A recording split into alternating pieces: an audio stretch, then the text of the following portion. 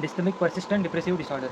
डिस्टमिक disorder जो है उसको DSM-5 में अभी कैरेक्टराइज किया जाता है as a long lasting but less intense form of depression. मतलब बहुत लंबा चलता है लेकिन इतना इंटेंस फॉर्म ऑफ डिप्रेशन नहीं होता compare to major depressive episode. Individual जिनको डिस्टमिक डिसऑर्डर होता है वो एक्सपीरियंस करते हैं सिम्टम जो कि सिमिलर है मेजर डिप्रेशन की तरह, बट ये सिम्टम्स जो होते हैं वो लेस सीवियर होते हैं, उनकी इंटेंसिटी कम होती है लेकिन वो चलते बहुत लंबे टाइम तक है। ठीक है, कैरेक्टरिस्टिक्स ऑफ डिस्टमिक डिसऑर्डर क्या क्या है? ये symptoms of dysthymic disorder are akin to those found in major depressive disorder chronically. तो दिस इंक्लूड एपेटाइट डिसऑर्डर्स होते हैं इसमें, विच में इन्वॉल्व रिड्यूस एपेटाइट और ओवर ईटिंग।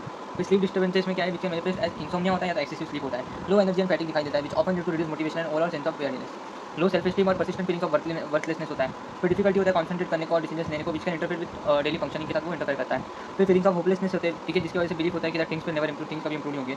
तो ये इनमें की डिस्टिंग्विशिंग फैक्टर जो है डिस्टमिक डिसऑर्डर मेजर डिप्रेसिव डिसऑर्डर में वो क्रोनिक नेचर ऑफ सिम्टम्स क्या है। तो पीपल विद डिस्टमिया टिपिकली एक्सपीरियंस ये सिम्टम्स फॉर एटलीस्ट 2 साल तक, ठीक है, without ever being symptom free for more than 2 months at a time. तो 2 महीने भी उनको गैप नहीं मिलता, वो 2 ईयर्स तक लंबा उनको ये सिम्टम चलता रहता है। In contrast major depressive episodes में है more acute onset and can last for weeks और मंथ्स, है ना, वो महीने हफ्तों में चलता है और एक्यूट ऑनसेट रहता है, इतना नहीं, और followed by periods of remission, बीच बीच में उनको ऐसा गैप मिलता है। इंडिविजुअल्स विद डिस्टमिक डिसऑर्डर में आल्सो एक्सपीरियंस इरिटेबिलिटी और विथड्रॉल फ्रॉम सोशल इंटरेक्शन, है ना, उनमें क्या होता है, इरिटेबिलिटी होता है और उनका सोशल इंटरेक्शन से विथड्रॉल हो जाता है, leading them to feel disconnected, वो फील करता है आइसोलेटेड फील करते हैं दूसरों से। द रिस्पॉन्सेस टू सिचुएशंस में टिंग विद एंगर और फ्रस्ट्रेशन, उनको एंगर और फ्रस्ट्रेशन होता है, दे में हैव डिफिकल्टी मैनेजिंग रिलेशनशिप, और वो रिलेशनशिप मैनेज नहीं कर पाते। This chronic sadness can also lead to diminish quality of life खराब हो जाती है। इंडिविजुअल स्ट्रगल करते हैं कि उनको कोई खुशी मिले, सेटिस्फैक्शन मिले एक्टिविटीज़ में, लेकिन वो नहीं मिल पाती जैसे पहले उनको मिलती थी। ठीक है, फिर कॉम्प्लिकेशंस और कमोर्बिडिटीज़ क्या है?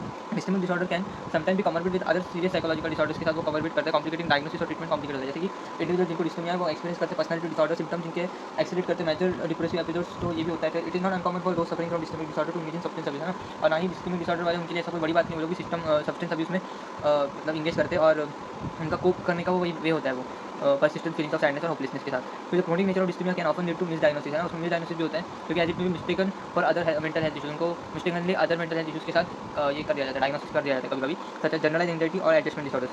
तो ट्रीटमेंट कैन भी चैलेंजिंग, फिर ट्रीटमेंट चैलेंजिंग होती है क्योंकि इंडिविजुअल जो होते हैं रिलक्टेंट होते हैं सीख करने को help due to long standing nature of symptoms, क्योंकि उनका सिम्टम जो बहुत लंबा समय तक चलता है, और they may not recognise the impact of their condition, उनको कंडीशन का इम्पैक्ट सॉरी वो कंडीशन के बारे में जो गहराई है वो समझ में नहीं आती, उनके डेली लाइफ में कैसा इम्पैक्ट पड़ रहा है। Attempts to elevate feelings of hopelessness और low self worth may be met with limited success, और इसमें उनकी फीलिंग्स ऑफ होपलेसनेस जो है धीरे धीरे मतलब वो कम करना चाहते हैं, ठीक है, और लो सेल्फ वर्थ, लेकिन वो लिमिटेड सक्सेस मिलता है उनको अनलेस द अंडरलाइंग इशू जो है एड्रेस करें तब तक। फिर प्रिवेलेंस एंड ऑकरेंस में क्या देखा जाता है? Prevalence of dysthymic disorder is estimated to be around 2.5% of adult population में, with the disorder most commonly appearing individuals 45 to 59 years. In older adults, the disorder may take more on physical symptoms जैसे chronic fatigue और pain rather than purely psychological symptoms. This may contribute to difficulty in recognizing the disorder in older populations क्योंकि उनका physical symptoms जो थे sometimes overshadow करते हैं उनका emotional distress। तो आपको ये सारे नोट जो माइनर फॉर्मेट में मिल जाएंगे, और मैं इसलिए क्लिक नहीं हुआ है, मैंने अगर सेंड पोस्ट का वीडियो नीचे डिस्क्रिप्शन में दिया हुआ है, ठीक है, और आप वीडियो अच्छी लगी लाइक कीजिएगा, कमेंट कीजिएगा, शेयर कीजिएगा, सब्सक्राइब कीजिएगा। Thank you.